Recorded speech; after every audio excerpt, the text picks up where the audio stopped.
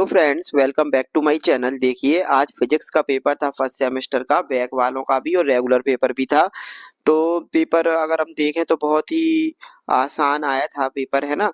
ज़्यादा उसमें कुछ था नहीं। जैसा बोला गया था कि पहले आपके सही मल्टीपल चॉइस क्वेश्चन आएंगे, उसके बाद 2-2 नंबर के 4 और 6 नंबर के क्वेश्चन आएंगे, उसी प्रकार से आए हैं। और यदि आपने वीडियो देखा होगा तो आपको जरूर से सारे क्वेश्चन बन गए होंगे। ठीक है, अब हम देखते हैं कि क्वेश्चन पेपर कैसा आया था, उसका सॉल्यूशन देख लेते हैं क्या क्या था। ठीक है, तो पहला क्वेश्चन क्या था हमारा? पहला क्वेश्चन था हमारा, निम्नलिखित में से किन भौतिक राशियों की विमाएं समान है? किसकी भौतिक राशियों की विमाएं समान होती हैं? तो हमें पता है, हम डेफिनेशन भी पढ़ते हैं, work is a form of energy. पढ़ते हैं कि नहीं? कार्य एक प्रकार की क्या होती है? ऊर्जा होती है। तो इसका आसानी से डेफिनेशन से ही आंसर लगा सकते थे कि वर्क एंड एनर्जी की विमाएं क्या होती हैं? समान होती हैं। हम निकालेंगे तो भी वही आता है ना। वर्क बराबर क्या होता है? Force into displacement. Force into displacement होता है तो क्या होता है? फोर्स इंटू डिस्प्लेसमेंट तो M L T minus two होती है इसकी, और M L square T minus two होती है। ठीक है, उसके बाद देखिए, momentum of a system is conserve. Momentum of a conserve तभी रहता है in the absence of external force of the system. यदि हम कभी कोई बल लगा देंगे बाहर से तो फिर क्या होता है? उसका मोमेंटम बदल जाता है, सीधी सी बात है ना। तो इसका सही आंसर हमारा क्या है? इसका सही आंसर हमारा रहेगा क्या? सी। ठीक है, उसके बाद नेक्स्ट हमारा क्या था कि ये force F newton is applied over a particle which dissipate it from origin to the point meter the work done. तो वर्क डन हमें पता है क्या होता है? Force into distance. तो इसका मल्टीप्लाई करना था। एक क्वेश्चन ऐसा कराया भी था, तो आई का आई से मल्टीप्लाई, तो 5 दूनी 10, और 3 का 3 से मल्टीप्लाई, तो 10, और माइनस का है तो माइनस का 3, तो 10 माइनस 3 बराबर क्या हो जाएगा? प्लस का 7 हो जाएगा। तो इसका सही आंसर क्या हो गया हमारा? इसका सही आंसर है हमारा क्या? प्लस का 7 जूल। ठीक है, बहुत ही आसान एमसीक्यू आए थे, आराम से सारी बन जाने थे, कोई उसमें दिक्कत नहीं थी। ये वाला क्वेश्चन तो कराया गया था कि soap helps in cleaning the cloth because surface tension क्या कर देता है? इसको लोअर कर देता है। ठीक है, सरफेस टेंशन क्या? It lower the surface tension of the solution. तभी सोप क्या करता है? साबुन कपड़े को साफ करने में सहायक होता है, क्योंकि यह विलयन का पृष्ठ तनाव क्या कर देता है? कम कर देता है। ठीक है, और यदि हम इसको हिंदी में देखें कि किसी निकाय का सच रहता है निकाय पर किसी बाह्य बल की अनुपस्थिति में। ठीक है, उसके बाद नेक्स्ट हमारा है, in order to do that, हमने पढ़ा था Fourier law of heat conduction, अभी जो सुबह डाला था, है ना। उसमें आता है ना बार बार डी टी, टेम्परेचर आ रहा था, तो सीधी सी बात है, टेम्परेचर ग्रेडियंट ही इसका आंसर था, है ना। तो यदि आपने सुबह वाला वीडियो देखा होगा तो आपको जरूर से इसका आंसर बन गया होगा। In order to in order that the heat flow from the one part of a solid to the another part, what is required? It is temperature gradient। यदि एक जगह दूसरी जगह का हीट का ट्रांसफर करना है तो तापमान में थोड़ी अंतर होना चाहिए, तभी तो हीट ट्रांसफर होगा एक जगह से दूसरी जगह तक। किसी ठोस के एक भाग से दूसरे भाग में ऊष्मा प्रवाहित होने के लिए क्या आवश्यक है? ऊष्मा किससे बनती है? तापमान से बनती है। तो सीधी सी बात है कि कैसा होना चाहिए? टेम्परेचर ग्रेडियंट होने चाहिए, ताप की प्रवणता होनी चाहिए। एक जैसा तापमान रहेगा तो नहीं होगा, टेम्परेचर ग्रेडियंट होगा, तभी हीट क्या होगी? एक जगह से दूसरी जगह फ्लो होती है ना। उसके बाद देखिए, अब नेक्स्ट देखिए, calculate the significant figure in significant figure to the appropriate number of significant figure. निम्नलिखित को सार्थक अंकों की उच्च संख्या में परिकलित करना था। बहुत ही आसान है। यदि आपने शुरुआत का वीडियो देखा हो, जो हमें बताया था प्लेलिस्ट, उसमें शुरुआत में सिग्निफिकेंट फिगर के ऊपर वीडियो डाला हुआ है। ठीक है, कुछ नहीं करना था, इन दोनों को ऐड कर देना था। ऐड करने पे हमारा इसका कितना आता? 137.546 आता है इसका। ठीक है, तो अपन को सिग्निफिकेंट फिगर लेना तो अपन शुरुआत की इतनी बस लेंगे, 137.5। ठीक है, 137.5 इसका क्या हो जाता? आंसर हो जाता है इसका। ठीक है, दूसरा था 8.3 इंटू 4, इन दोनों का मल्टीप्लाई करेंगे तो कितना आएगा? 33.2। लेकिन इसमें क्या, सब सिग्निफिकेंट फिगर लेते हैं तो इसको डेसिमल तक लेते हैं, तो इसका आंसर क्या हो जाएगा हमारा? 30। ये आंसर हमारा कितना हो जाएगा? 30। ठीक है, ये आंसर हमारा कितना हो जाएगा? 30। अब देख ले देखिए, अब देख लेते हैं इसका नोट कि match the column. Match the column तो बहुत ही आसान थी। ठीक है, आपको जितने वीडियो अभी कराए गए थे ऑब्जेक्टिव, उसमें पावर का बताया गया था कि क्या होता है। पावर का हमें पता है, पावर का M L square T minus 3 होता है। यहाँ पे टी माइनस 3 होती पावर, वही हो जाता पावर का। शक्ति का क्या हो जाता है? यहाँ से देख लेते हैं, M L square T minus 3 हो जाता है इसका, है ना। एम एल स्क्वायर क्या हो जाता है? T minus 3। उसके बाद दूसरा हमारा जो है, दूसरा है हमारा शक्ति कोणीय वेग। कोणीय वेग का होता है रेडियन पर सेकंड यूनिट, तो रेडियन पर सेकंड, तो केवल यहाँ पे ये बचता तो टी माइनस 1 हो जाता है इसका, है ना। दूसरे क्या हो जाता है? तीसरा है पृष्ठ तनाव। पृष्ठ तनाव का क्या होता है? M T minus 2।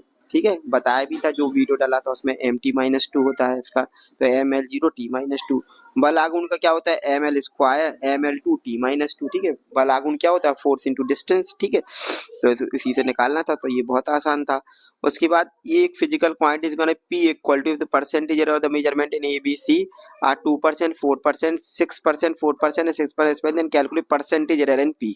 Percentage error का ऑलरेडी वीडियो डाला हुआ है अप्लाइड फिजिक्स की प्लेलिस्ट में, अगर आपने वो देखा होगा तो आपको ये भी बन जाता, नहीं तो आप ऊपर वाला तो था ही, तो ये आपको करना था, ये ज्यादा आसान था, ठीक है। इसका यदि हम आंसर देखें तो इसका आंसर क्या आता है हमारा 23% आता है, ठीक है।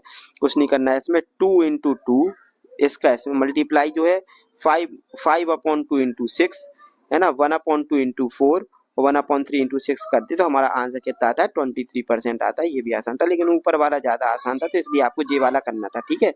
उसके बाद देखिए नेक्स्ट हमारा write the short note on follow. इसके बाद देख लेते हैं next, write the short note triangle law vector addition. Mechanics में भी है, इसमें भी है, सदिश योग का त्रिभुज नियम की यदि किसी परिमाण को त्रिभुज की दो क्रमिक भुजाओं के द्वारा दर्शाया जाए तो अंतिम भुजा दोनों का क्या देती है, परिमाण देती है। रिलेटिव एरर का फॉर्मूला क्या होता है, absolute error upon true error, परम त्रुटि बटे वास्तविक मान। बहुत ही आसान था। मूलभूत राशियां व्युत्पन्न राशियां बताया था कि आएगा ही जरूर, तो आया है। जिनको जिनको जिनको प्रदर्शित करने के लिए किसी अन्य इकाई की जरूरत नहीं पड़ती वो कहलाती मूलभूत इकाई। जिनको जो अन्य भौतिक राशियों से मिलकर बनती है उनको व्युत्पन्न राशियां कह दी जाती है। वेलोसिटी इधर आ जाता है किलोग्राम, जैसे मास हो गया, ठीक है, वो मास हो गया है ना। उसके बाद देखिए नेक्स्ट हमारा था what is mean by significant, how they are counted. तो जो अंक निश्चित रूप से ज्ञात होती हैं तथा एक अनिश्चित अंक भी उनके साथ में होता है, उनको हम क्या बोलते हैं, सिग्निफिकेंट फिगर या सार्थक फिगर। इसको कैलकुलेट हम कैसे करते हैं, इसको कैलकुलेट करने में कुछ नहीं है, जैसे हमारा लिखा रहता है 0.0054, तो इसको नहीं लेते हैं, ये सिग्निफिकेंट फिगर होता है। जैसे हमारा लिखा है 5.004, तो इस दोनों को लेते हैं, ठीक है। यदि लिखा है 50.0000 तो ये सारे लेते हैं, ठीक है, ये कहलाते हैं सार्थक शब्द। इसका वीडियो डला हुआ है। बाकी ये और में क्वेश्चन था, तो जो नीचे वाला क्वेश्चन था उसको आपको करना था, ये ज्यादा आसान था कि triangle law of vector addition relative और फंडामेंटल डेरिवेटिव, ठीक है। तो आपने यही वाला किया होगा, पेपर बहुत आसान था, यदि आपने सही क्वेश्चन का चुनाव किया होगा तो आपको बहुत ही आसान लगा होगा, ठीक है। Define momentum, it is a scalar vector quantity. Momentum क्या होता है, total motion contain in a body. किसी वस्तु में जितनी गति होती है उसको क्या कहते हैं, उसका संवेग कहते हैं। कैसी क्वांटिटी होती है, यह एक वेक्टर क्वांटिटी होती है ना। इसकी यूनिट क्या होती है, तो यूनिट आसान से लिख सकते थे हम, इसके डायमेंशन भी लिख सकते थे, ठीक है। P इक्वल टू क्या होता है, P इक्वल टू होता है m इंटू वी। एम का क्या होता है, किलोग्राम मीटर पर सेकंड। ये वाला अपन ने क्वेश्चन करा भी था उसमें, ठीक है, जो वो था उसमें अपन ने इसको करा भी था। MLT-1 इसकी क्या होती है, ये वाला क्वेश्चन अपन ने जो ऑब्जेक्टिव क्वेश्चन की सीरीज चलाई थी उसमें मैंने पहले ही बोला था कि अगर ऑब्जेक्टिव की सीरीज भी देख लोगे तो भी काम बन जाएगा, ठीक है। उसके बाद ये तो बहुत ही आसान क्वेश्चन था, बहुत ही आसान पेपर आया था। व्हाट इज फोर्स, फोर्स क्या होता है, तो बल वह बाह्य कारक होता है जब किसी वस्तु पे लगता है तो उस वस्तु की स्थिति बदलने का प्रयास करते हैं, बदलते हैं। या तो सिंपल सा ये, लेकिन ये फिजिक्स का है, तो फिजिक्स में हमने जो पढ़ा था कि फिजिक्स में जो फोर्स की हमने डेफिनेशन पढ़ी थी, हमें वो ही लिखनी थी जो सेकंड लॉ से मिलती है, ठीक है। सेकंड लॉ से रेट ऑफ चेंज ऑफ इसमें क्या होता है, संवेग परिवर्तन में दर क्या कहलाता है, बल कहलाता है। अपन को जी आंसर भी इसमें लिखना था, ठीक है। फॉर राइट इट्स यूनिट क्या होती है, इसकी न्यूटन होती है ऐसा सिस्टम में। अब ये देखो कितना आसान क्वेश्चन था कि how much force must be applied on object of, सीधी सी बात है, फोर्स इक्वल टू क्या होता है। अब आप देखो फोर्स के ऊपर कितने सारे क्वेश्चन आ गए, फोर्स के ऊपर कम से कम 3 से 4 क्वेश्चन आए है ना। तो अपन को लिखना था how much force must be applied to object. Force equal to क्या होता है, मास इनटू एक्सेलरेशन, ये सेकंड लॉ है, ठीक है। तो सेकंड लॉ से हम लगाते हैं 500 ग्राम है तो इसको किलोग्राम में चेंज कर लो, इनटू इसको भी सेंटीमीटर है तो इसको भी इसमें चेंज कर लो, ठीक है। जो इन दोनों को हम सॉल्व करते हैं तो हमारा आंसर कितना आता है, इसका 0.05 न्यूटन, ठीक है। 0.05 न्यूटन इसका आंसर आना था। बहुत ही आसान क्वेश्चन था। उसके बाद सेंट्रीपिटल फोर्स या सेंट्रीफ्यूगल फोर्स में अंतर लिख देते, ठीक है। तो एक अभिकेंद्रीय बल होता है, एक अपकेंद्रीय बल होता है, दो डिफरेंस लिखना था।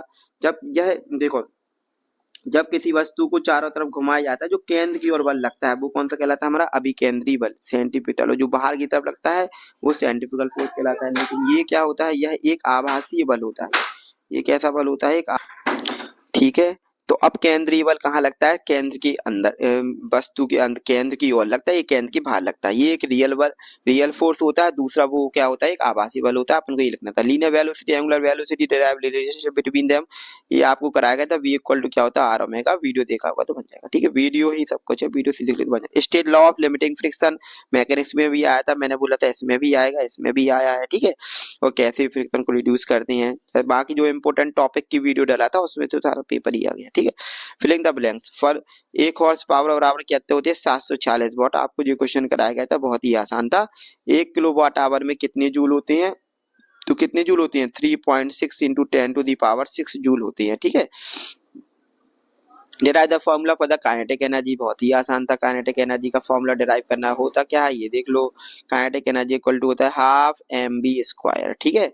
इसको डिराइव करना था। पोटेंशियल एनर्जी, इसके अलावा ये क्वेश्चन कर देते, बहुत ही आसान था। पोटेंशियल एनर्जी क्या होती है? जो किसी ऑब्जेक्ट की हाइट के कारण जो एनर्जी स्टोर होती है किसी बॉडी में, वो कहलाती है पोटेंशियल एनर्जी। और सिंपल सी बात है, पोटेंशियल एनर्जी का फॉर्मूला और वीडियो में डाला था सुबह की, अगर आपने देखा होगा कल या आज में, तो बन गया होगा mgs। सीधे से लगाना था। m था 5, g अगर हम 10 मान ले तो भी ठीक है, अगर 9.8 माने तो भी ठीक है, इंटू h था इधर 200, ठीक है।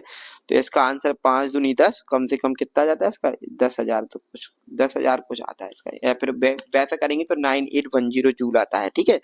या हम सीधे करें तो 1000 जूल आएगा, तो 1 किलो जूल भी इसका आंसर सही है, ठीक है। Still law of conservation of angular momentum, तो यदि कोई बॉडी कोणीय वेग में है, कोणीय संवेग में है, अगर कोई बाहरी बल नहीं अप्लाई किया जाए, एक्सटर्नल टॉर्क नहीं अप्लाई किया जाए, तो वो कंजर्व ही रहता है, सीधी सी बात है ना। साथ में इसके अनुप्रयोग लिखने थे, बहुत ही आसान था।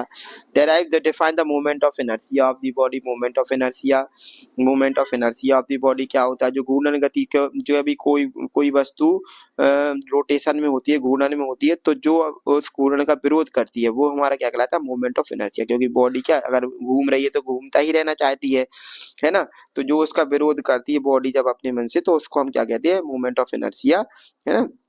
किस पे डिपेंड करता है? एक्सिस पे डिपेंड करता है, मास पे डिपेंड करता है ना। इसका फिजिकल सिग्निफिकेंस भी लिखना था 6 नंबर का, ठीक है। उसके बाद अगर आपने सही क्वेश्चन चूज किया, जैसे अब आपको ये वाला था तो ऊपर वाला लिखते तो और ज्यादा अच्छा रहता, ठीक है। और उसके बाद fill in the blanks, the maximum velocity of the fluid flow up to which fluid remains streamline is known as critical velocity बोलते हैं उसको, ठीक है। क्रांति वेग बोलते हैं उसको, ठीक है। Bernoulli theorem based on conservation of energy, so वही बताया था ये बर्नौली की प्रमेय, ठीक है। मतलब वीडियो में बताई थी। What is surface tension? Surface tension किसी द्रव का वही होता है जो उसके एरिया को मिनिमाइज करने का काम करता है, मतलब कम से कम रखने का प्रयास करता है, साथ में उसको झिल्ली की तरह मतलब खींचने का प्रयास करता है सतह को, वो हमारा क्या कहलाता है? सरफेस टेंशन क्या कहलाता है। टेम्परेचर बढ़ाने पे सरफेस टेंशन क्या हो जाता है? कम हो जाता है, ठीक है। इम्प्योरिटीज बढ़ाने पे क्या हो जाता है? इसी इम्प्योरिटीज का लिखना, इम्प्योरिटीज में कम हो जाता है, टेम्परेचर बढ़ाने पे क्या हो जाता है? बढ़ जाता है, ठीक है।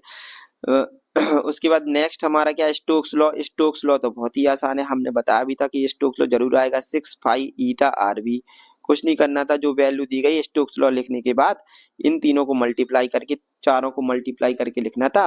आंसर आता अपना का 3.39 into 10 to the power -7 newton, ठीक है। ये इसका आंसर है 3, है ना। इसका क्या है? ये इसका क्या है? आंसर है, क्या था इसका answer? 3 pi eta R V, सबको मल्टीप्लाई कर दो। ईटा मतलब क्या है? विस्कोसिटी, आर रेडियस है, वी वेलोसिटी है। 3 पाई का multiply 3.39 into 10 to the power -7 इसका आंसर था, ठीक है। जिसने करा होगा तो समझ लेना। Define strain curve. Strain curve तो बताया था कि आना ही है, ये अपन ने 2-4 क्वेश्चन भी करे थे। ऐसा बनता है the proportionality limit, elastic limit, है ना। फिर upper yield point, lower yield point, ultimate stress point, और ये होता है फ्रैक्चर पॉइंट। इधर होता है स्ट्रेस, इधर क्या होता है हमारा? स्ट्रेन। बहुत ही आसान क्वेश्चन था 6 नंबर का। उसके बाद यहाँ पे डिफाइन यंग मॉडुलस। तो यंग मॉडुलस क्या होता है? ई बराबर स्ट्रेस अपॉन स्ट्रेन, ठीक है। स्ट्रेस अपॉन स्ट्रेन होता है, इसकी डायमेंशन, इसकी यूनिट लिखनी थी। यंग मॉडुलस की तो लिख देते, ई की तो कोई वैल्यू होती नहीं है, इसकी होती है न्यूटन पर मीटर स्क्वायर, या पास्कल भी लिख देते तो भी चल जाता, ठीक है। उसके बाद इसका डायमेंशन फॉर्मूला ऐसे ही सेम निकालना था, फिर एक्सप्रेशन निकालना था सिलेंड्रिकल वायर के लिए, जो कि ये थोड़ी कठिन था। बाकी ये तो बहुत ही आसान था। यदि आपने सही क्वेश्चन का चुनाव किया होगा तो सारा पेपर आपका अच्छा गया होगा, ठीक है। फिर नेक्स्ट क्या है, specific heat of water is 1 calorie पर ग्राम पर डिग्री सेंटीग्रेड है। इसका मतलब क्या है, इसका मतलब है कि यदि हम एक ग्राम पानी की मात्रा लें तो उसका टेम्परेचर यदि 1 डिग्री सेंटीग्रेड बढ़ाना है तो उसमें जितनी ऊष्मा लगी है वो कितनी है, 1 कैलोरी है। ये कहलाती है स्पेसिफिक हीट ऑफ वाटर। ठीक है। Difference between steady state variable state, जब टेम्परेचर कांस्टेंट नहीं बदलता है ना, टाइम के साथ, तो वो होता है स्टेडी स्टेट। जब बदलता है तो क्या कहलाता है, वेरिएबल स्टेट। सिंपल सी बात है, टेम्परेचर ग्रेडियंट इसमें क्या होगा, इसमें यूनिफॉर्म टेम्परेचर होगा तो टेम्परेचर ग्रेडियंट नहीं होता है, इसमें होता है। इसमें टेम्परेचर सेम रहता है, इसमें बदलता है। ठीक है। जो दो ही लिखने थे इसमें, और बाकी और यदि अंतर स्पष्ट अपन कर सकते थे एक्सप्लेनेटिव। इसके अलावा एक दूसरा क्वेश्चन, ये तो आराम से कंडक्शन कन्वेक्शन रेडिएशन आपको पढ़ाया गया था कि जब ठोस में ऊष्मा का संचारण कैसे होता है, कंडक्शन। ठीक है, जो अणुओं के बीच से होता है। पानी में के फ्लूइड के पार्टिकल्स जब एक दूसरे को हीट ट्रांसफर करते हैं वो कन्वेक्शन, और जो निर्वात में होता है वो क्या कहलाता है, हमारा रेडिएशन, विकिरण। कितना आसान था, बहुत ही आसान था। उसके बाद ये तो बिल्कुल मोस्ट इंपोर्टेंट टॉपिक था, ये तो आना ही था, बार बार बोला भी गया था कि जरूर से इनके बीच में रिलेशनशिप आएगा, गामा इक्वल टू 3 अल्फा का, तो आपसे ये बन गया होगा। ठीक है, अगर आपने पढ़ा होगा तो वीडियो देखा होगा तो। बाकी मरकरी थर्मामीटर था, सिंपल सी construction, level diagram, working principle. और मरकरी किसके लिए, मरकरी ही क्यों यूज की जाती है, क्योंकि ये चिपकती नहीं है और साथ में दिख जाती है सामने से आसानी से, विजिबिलिटी सही होती है। ठीक है, ये लिखना था इसमें। बाकी ये भी क्वेश्चन सही था, बाकी ऊपर वाला भी आसानी क्वेश्चन था। तो ये आपका फिजिक्स का पेपर था, ज्यादा कठिन तो नहीं आया था, बहुत ही सरल पेपर कहूंगा मैं तो। अगर आपने सही क्वेश्चन आपने चूज करे होंगे क्वेश्चन को सॉल्व करने के लिए, तो आपको आसानी से आपके 50 मार्क्स तो आने चाहिए। बाकी चैनल पे बने रहे। अब आगे जो भी पेपर होगा उसका भी वीडियो डाला जाएगा, आप वीडियो जरूर देख के जाओ और अपने दोस्तों के साथ जरूर से शेयर कर दें। ठीक है, बाकी चैनल पे बने रहे, और इंस्टाग्राम और फेसबुक के पेज को भी अपने को फॉलो कर लो, उसमें भी वीडियो कुछ डाले जाएंगे एक्स्ट्रा। ठीक है, बाकी चैनल पे बने रहे। चैनल देखने के लिए बहुत बहुत धन्यवाद। आप सभी का जय श्री राम।